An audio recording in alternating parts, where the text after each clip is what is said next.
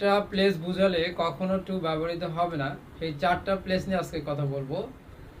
প্রথমে যে প্লেসের কথা বলবো সেটা হচ্ছে হোম।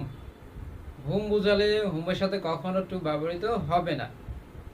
এরপরে 2 নাম্বার অ্যাব্রোড। অ্যাব্রোড বোঝালে কখনোই অ্যাব্রোডের সাথে টু ব্যবহৃত হয় না।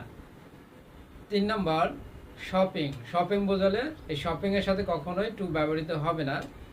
4 নাম্বার পিকনিক। পিকনিকের সাথে কখনোই টু ব্যবহৃত হয় না।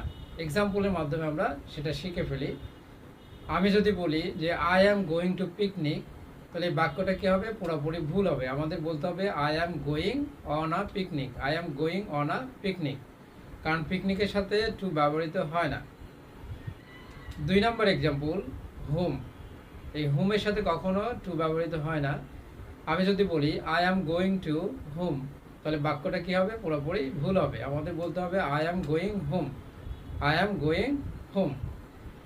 এরপরে আমরা যদি অ্যাব্রোড নিয়ে এক্সাম্পল দিই, I am going two abroad, এই বাক্যটা কী হবে? এই বাক্যটা ভুল হবে। আমাদের বলতে হবে আই অ্যাম গোয়িং অ্যাব্রোড, কারণ অ্যাব্রোডের সাথে কখনোই টু ব্যবহৃত হয় না।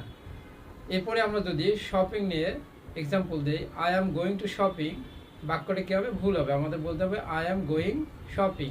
I am going shopping. আশা করি বুঝতে পারছেন। নতুন নতুন ভিডিও পেতে অবশ্যই আমাদের পাশে